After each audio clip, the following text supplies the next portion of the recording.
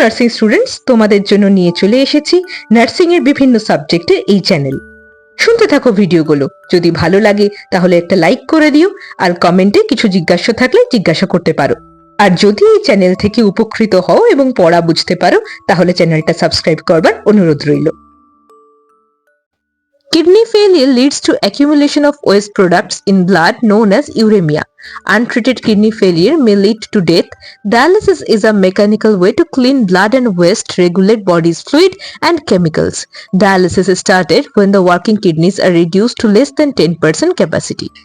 যখন kidney failure হয়, মানে যখন কিডনি তার নিজের কাজটা করতে পারে না, তখন আমাদের শরীরে ওয়েস্ট প্রোডাক্ট জমা হতে থাকে।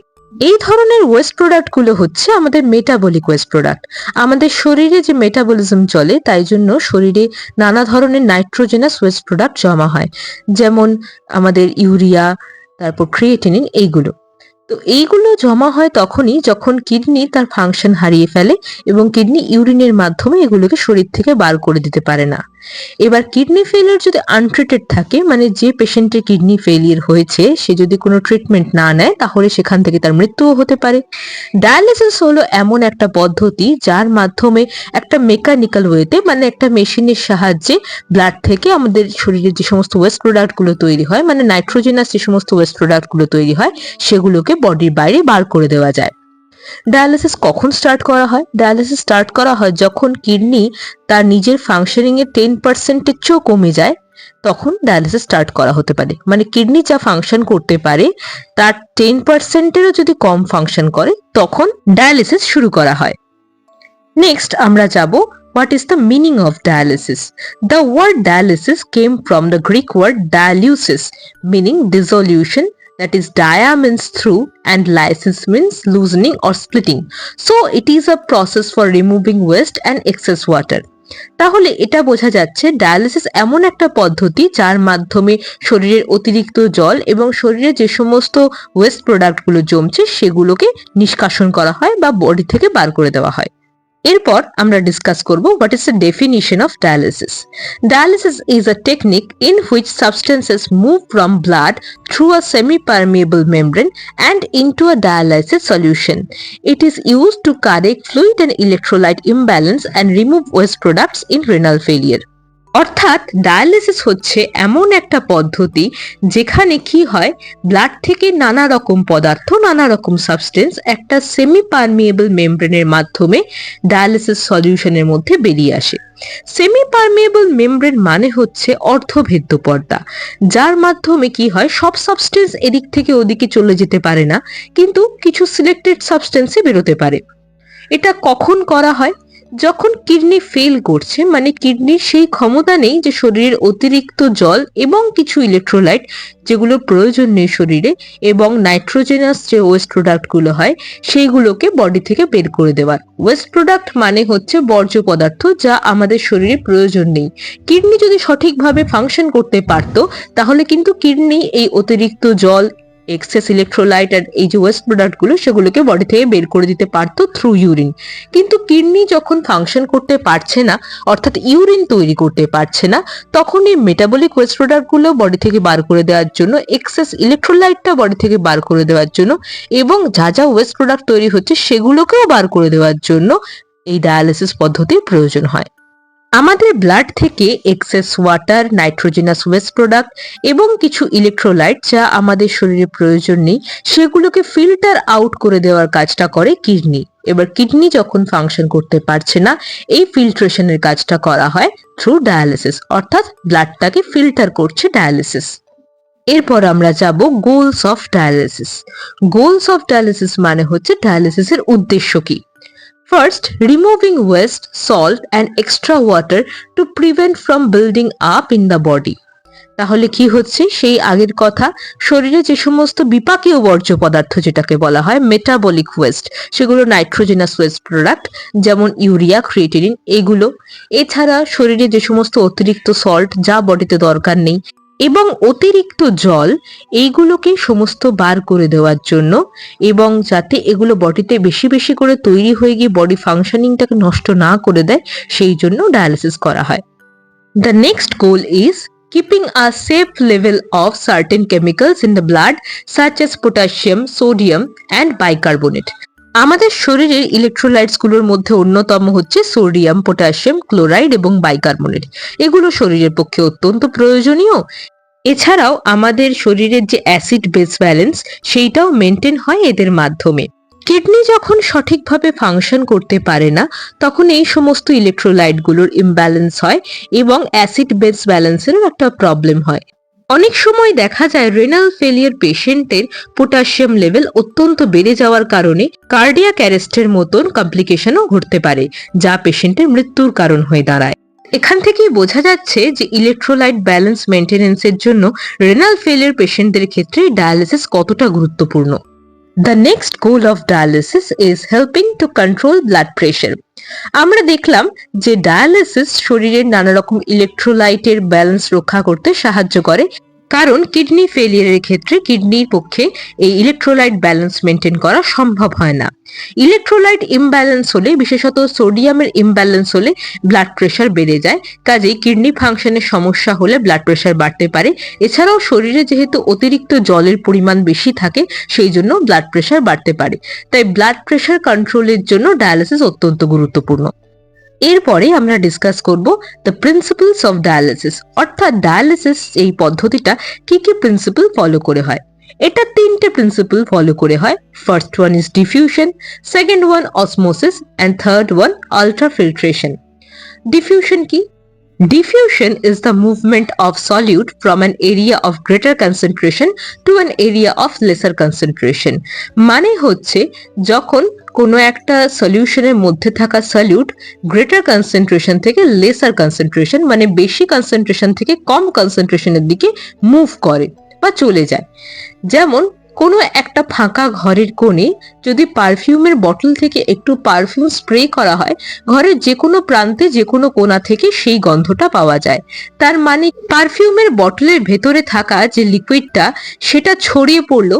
কোথায় ছড়িয়ে পড়লো? এই ঘরের মধ্যে থাকা এয়ার মলিকিউলগুলোর মধ্যে তাদের জায়গা করে নিল। তার মানে কি পারফিউমের বটলের মধ্যে পারফিউমটার কনসেন্ট্রেশন ছিল অনেকটা হাই, সেই অনুপাতে ঘরের এয়ারের কনসেন্ট্রেশন অনেকটা লো। কাজেই পারফিউমের মলিকিউলগুলো হায়ার কনসেন্ট্রেশন থেকে লেসার কনসেন্ট্রেশনের মধ্যে ছড়িয়ে পড়লো। এই জন্যই পারফিউমের গন্ধটা ঘরের যে কোনো প্রান্ত থেকে পাওয়া যাচ্ছে। আর এটাই হলো ডিফিউশনের পদ্ধতি। এর পরের প্রিন্সিপল হচ্ছে অসমোসিস। অসমোসিস কি? It is the movement of fluid from an area of lesser to an area of greater concentration of solute. এর মানে হচ্ছে যখন দুটো সলিউশন পাশাপাশি রাখা আছে তার মধ্যে একটার কনসেন্ট্রেশন হাই এবং একটার কনসেন্ট্রেশন লো হলে লো কনসেন্ট্রেশন থেকে সেই সলিউশনটা মুভ করবে হাই কনসেন্ট্রেশনের দিকে। কি রকম? এটার একটা এক্সাম্পল দিচ্ছি। যদি একটা কিশমিশকে জলের মধ্যে ভিজিয়ে রাখা হয় তাহলে কিছুক্ষণ পরে দেখা যাবে যে কিশমিশটা জল পেয়ে ফুলে উঠেছে। এমন কেন হয়? কারণ কিশমিশের ভেতরে থাকা যে রসটা বা কিশমিশের ভেতরে থাকা যে ফ্লুইডটা সেইটার কনসেন্ট্রেশনটা অনেকটা হাই। কার তুলনায়?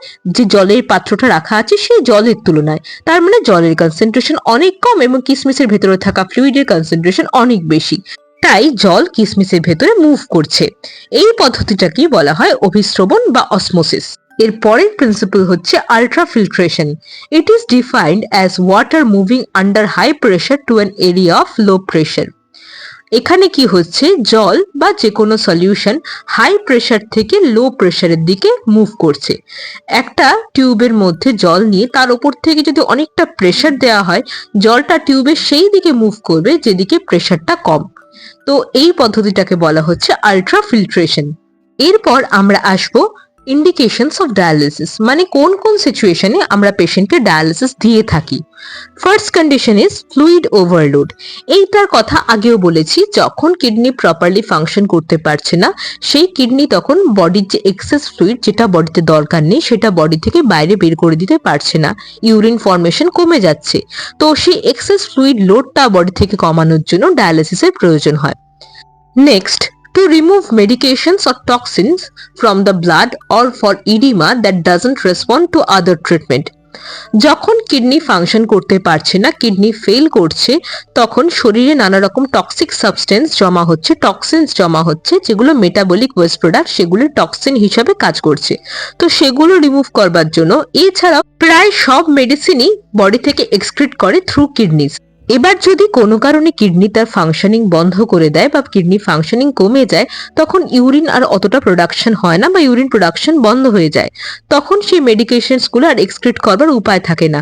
এসব ক্ষেত্রে বডি থেকে টক্সিন এবং মেডিকেশনস গুলোকে রিমুভ করবার জন্য ডায়ালিসিসের প্রয়োজন হয়। এছাড়াও কিডনি ফেলিওরের কারণে শরীরে বিভিন্ন জায়গায় ইডিমা তৈরি হয় বা জল জমে, তো সেইটাকেও রিমুভ করবার জন্য ডায়ালিসিসের প্রয়োজন হয়। যেমন পরের পয়েন্টেই আছে pulmonary edema. Pulmonary edema heart ফেলিয়ারের ক্ষেত্রে একটা কমপ্লিকেশন। এখানে কি হয়, লাংসের ভেতরে জল জমে যায় বা ফ্লুইড অ্যাকুমুলেশন হয়। দীর্ঘদিন ধরে কোনো পেশেন্টের যদি হার্ট ফেলিয়ারের মতো সমস্যা থাকে, সেক্ষেত্রে কার্ডিয়াক আউটপুট কমে যায়, আর কার্ডিয়াক আউটপুট কমে গেলে কিডনিও ব্লাড কম রিসিভ করে, মানে কিডনির সাধারণ অবস্থায় যতটা ব্লাড রিসিভ করা উচিত তার চেয়ে কম রিসিভ করে, এবং এইভাবে লং স্ট্যান্ডিং এই সমস্যা চলতে থাকলে আস্তে আস্তে কিডনিও ফেলিয়ারের দিকে যায়। হার্ট ফেলিয়ারের ক্ষেত্রে লাংসে জল জমে যাওয়া বা লাংসে ফ্লুইড জমা একটা খুব বড় কমপ্লিকেশন। এই ধরনের ইডিমা কারেকশনের জন্য বা ফ্লুইড ওভারলোড কমানোর জন্য ডায়ালিসিস ইউজ করা হয়। এর পরের পয়েন্ট হচ্ছে ইনক্রিজিং অ্যাসিডোসিস। অ্যাসিডোসিস হচ্ছে এমন একটা কন্ডিশন যখন ব্লাডের পিএইচ নর্মালের চেয়ে কমে যায়, অর্থাৎ ব্লাড একটু নেচারে অ্যাসিডিক হয়ে যায়। আমাদের আর্টেরিয়াল ব্লাডের নর্মাল পিএইচ হচ্ছে 7.35 থেকে 7.45। এইবার এই রেঞ্জের চেয়ে যদি পিএইচ লেভেলটা নিচে নেমে যায়, তখন ব্লাডের নেচার একটু অ্যাসিডিক হয়ে পড়ে এবং সেটাকে বলা হচ্ছে অ্যাসিডোসিস। রেনাল ফেলিয়ারের ক্ষেত্রে there is a high chance of metabolic acidosis. Metabolic acidosis হতে পারে রেনাল ফেলিয়ারের ক্ষেত্রে। এটা রেনাল ফেলিয়ারের একটা কমপ্লিকেশন।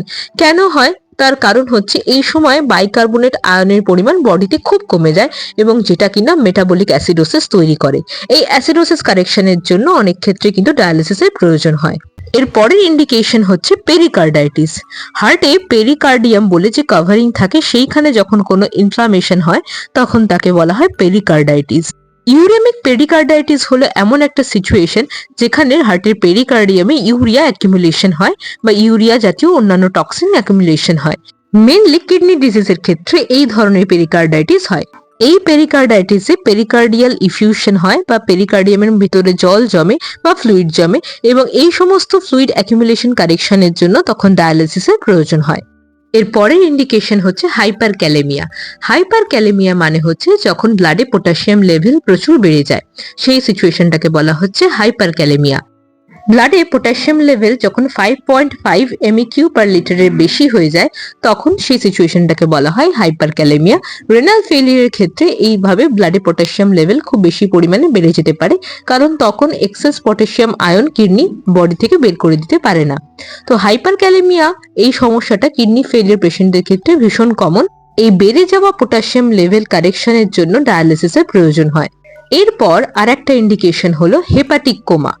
যখন কোনো পেশেন্টের লিভার ফাংশনিং ঠিক মতো হয় না, অর্থাৎ লিভার ফেলিয়ার হচ্ছে, তখন ব্লাডে অ্যামোনিয়া লেভেল খুব বেড়ে যায় এবং এই এক্সেস অ্যামোনিয়া পেশেন্টের ব্লাড ব্রেন ব্যারিয়ার ক্রস করে এবং পেশেন্টের নিউরোলজিক্যাল ডিপ্রেশন তৈরি করে। নিউরোলজিক্যাল ডিপ্রেশন মানে হচ্ছে পেশেন্টের নিউরোলজিক্যাল ফাংশনিং ঠিক মতো হয় না। অনেক ক্ষেত্রেই পেশেন্ট খুব ড্রাউজি হয়ে যায়, অর্থাৎ পেশেন্ট একটা আচ্ছন্ন অবস্থার মধ্যে থাকে, পেশেন্টের স্পিচ অনেক সময় সঠিক হয় না, ডেলিরিয়াম হয়, এই সমস্যাগুলো হয় এবং অনেক সময় পেশেন্ট আনকনসিয়াসও হয়ে যেতে পারে। এই সিচুয়েশনটাকে বলা হয় হেপাটিক কোমা। এই এক্সেস অ্যামোনিয়া শরীর থেকে রিমুভ করবার জন্য কিন্তু ডায়ালিসিসের প্রয়োজন হয়। এর পরের ইন্ডিকেশন হচ্ছে হাইপারটেনশন এন্ড ইউরেমিয়া। হাইপারটেনশন মানে যখন ব্লাড প্রেশার বেড়ে যাচ্ছে, এবং ইউরেমিয়া মানে যখন ব্লাডে ইউরিয়ার পরিমাণ বেড়ে যাচ্ছে। এই দুটোই হয় কিডনি ফেলিয়ারের ক্ষেত্রেই। শেষ ইন্ডিকেশন হচ্ছে ইউরেমিক এনসেফ্যালোপ্যাথি। ইউরেমিক এনসেফ্যালোপ্যাথি হচ্ছে এক ধরনের অর্গানিক ব্রেন ডিসঅর্ডার। এটা কখন হয়, যখন কিডনি ফেলিয়ারের কারণে ব্লাডে ইউরিয়ার পরিমাণ প্রচুর বেড়ে যাচ্ছে এবং এইটা কি করছে, ব্রেন ফাংশনিং কে অল্টার করে দিচ্ছে। পেশেন্টের অ্যাকিউট কিডনি ইনজুরি থাকলে বা ক্রনিক কিডনি ডিজিজের ক্ষেত্রে এই প্রবলেমটা দেখা যায় বা এই কমপ্লিকেশনটা দেখা যায়। এটা একটা সেরিব্রাল ডিসফাংশন করছে বা ব্রেন ফাংশনিং এর সমস্যা তৈরি করছে due to accumulation of toxin বা অ্যাকুমুলেশন অফ ইউরিয়া। এরপর আমরা ডিসকাস করব টাইপস অফ ডায়ালিসিস। ডায়ালিসিস প্রধানত দু ধরনের হয়, হিমোডায়ালিসিস অ্যান্ড পেরিটোনিয়াল ডায়ালিসিস। তো প্রথমে আমরা যেটা ডিসকাস করব that is peritoneal dialysis. Peritoneal dialysis was first introduced in 1923. In this technique, patient uses own body tissue inside the abdomen which acts as filter. The intestine lines between the abdominal wall and the spine. A plastic dialysis catheter is placed through the abdominal wall into the abdominal cavity. A special fluid is flushed into abdominal cavity and washes around the intestine.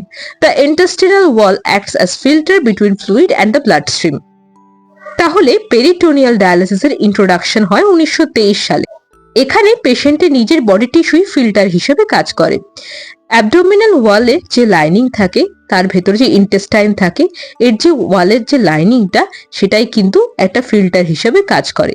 একটা প্লাস্টিকের dialysis catheter place করা হয় পেশেন্টের abdominal ওয়ালের মধ্যে দিয়ে, এবং তার মধ্যে দিয়ে একটা স্পেশাল ডায়ালাইজার ফ্লুইড পেটের ভেতরে বা অ্যাবডোমিনাল ক্যাভিটির ভেতরে দিয়ে দেওয়া হয়, যেটা ইন্টেস্টাইনকে ঘিরে থাকে বা অ্যারাউন্ড দ্য ইন্টেস্টাইন থাকে, এবং এই ইন্টেস্টিনাল ওয়ালটাই এটাই ফিল্টার হিসেবে কাজ করে ওই ফ্লুইড আর ব্লাড স্ট্রিমের মধ্যে। এবার আমরা ডিসকাস করব definition of peritoneal dialysis. It is the process of removing waste and excess water from blood and used primarily as an artificial replacement for lost kidney function in people with renal failure. তাহলে এটা বোঝা যাচ্ছে যে peritoneal ডায়ালিসিসও এক ধরনের dialysis, এবং এই পদ্ধতিটাও ব্যবহার হয় বডি থেকে এক্সট্রা যে ফ্লুইডটা থাকে সেই ফ্লুইডটা বার করে দেওয়ার জন্য। কখন করা হয়? সেই কিডনি ফেলিয়ারের ক্ষেত্রেই করা হতে পারে, কিন্তু এইখানে বাইরে থেকে আলাদা করে কোনো সেমি পারমিয়েবল ইউজ না করে বডির যে নিজস্ব পেরিটোনিয়াম থাকে সেই পেরিটোনিয়ামই সেমি পারমিয়েবল মেমব্রেন হিসাবে কাজ করে থাকে। পেরিটোনিয়াম হলো এমন একটা মেমব্রেন যা অ্যাবডোমিনোপেলভিক ক্যাভিটির মধ্যে যে অর্গানগুলো থাকে সেগুলোকে লাইনিং দিয়ে থাকে, মানে এমন একটা পর্দা যে অ্যাবডোমেনের মধ্যে থাকা অর্গানগুলোকে ঘিরে থাকে।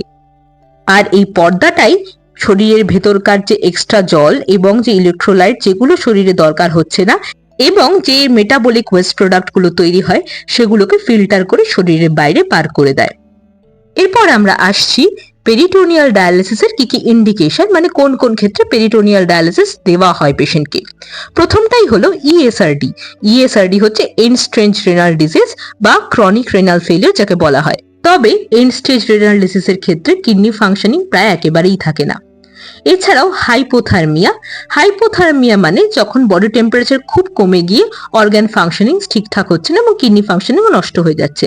হাইপারথার্মিয়া আবারও সেখানে কি হচ্ছে, বডি টেম্পারেচার খুব বেড়ে যাওয়ার কারণে বডির বিভিন্ন ভাইটাল অর্গানস যখন ফাংশন করতে পারে না, ইনক্লুডিং কিডনি যখন ফাংশন করতে পারছে না, তখন সেই সিচুয়েশনে ডায়ালিসিস দেওয়া হতে পারে এবং সেটা পেরিটোনিয়াল ডায়ালিসিসও হতে পারে। এরপরের ইন্ডিকেশন হচ্ছে প্যানক্রিয়াটাইটিস। প্যানক্রিয়াটাইটিস হলো প্যানক্রিয়াসে ইনফ্লামেশন। এই প্যানক্রিয়াসে ইনফ্লামেশন হলে মাল্টি অর্গান ফেলিয়ারের দিকে যেতে পারে এবং সেখান থেকে পেশেন্টের রেনাল ফেলিয়ার শুরু হতে পারে। পয়জনিং, বিভিন্ন ধরনের পয়জনিং বা বিষক্রিয়ার জন্য শরীরে নানা রকম যে ভাইটাল অর্গানস গুলো থাকে সেগুলোর ফাংশন নষ্ট হয়ে যেতে পারে, তা কিডনি ফাংশনও নষ্ট করতে পারে। সেক্ষেত্রে পেরিটোনিয়াল ডায়ালিসিসের প্রয়োজন হয়। এছাড়াও শরীর থেকে টক্সিনটা এক্সক্রিট করে দেওয়ার জন্য, টক্সিনটাকে একেবারে রিলিজ করে দেওয়ার জন্য পেরিটোনিয়াল ডায়ালিসিস দেওয়া হয়ে থাকে। হেপাটিক ফেলিয়ার, লিভার যখন ফেল করে সেই সময় কিন্তু লিভার ফেলিয়ার হলে শরীরে অ্যামোনিয়ার লেভেলটা বা ব্লাডে অ্যামোনিয়ার লেভেলটা খুব বেড়ে যায়, এটা আমি আগেও ডিসকাস করেছি। তো অ্যামোনিয়া লেভেল কারেকশনের জন্য কিন্তু পেরিটোনিয়াল ডায়ালিসিসের প্রয়োজন হয়। তো এই ছিল পেরিটোনিয়াল ডায়ালিসিসের ইন্ডিকেশন। আমরা এর পরের ভিডিওতে ডায়ালিসিসের প্রসেসটা ডিসকাস করব। ডায়ালিসিসের প্রসেস বলতে সেখানে থাকবে পেরিটোনিয়াল ডায়ালিসিসের প্রসেস এবং হিমোডায়ালিসিসের প্রসেসও সেখানে ডিসকাস করা হবে। ভিডিওগুলো শুনতে থাকো মন দিয়ে। যদি কোনো জায়গায় অসুবিধা হয় বুঝতে, অবশ্যই জিজ্ঞাসা করতে পারো কমেন্টে। আর পড়া বুঝতে পারলে এবং ভালো লাগলে চ্যানেলটা সাবস্ক্রাইব করবার অনুরোধ রইল।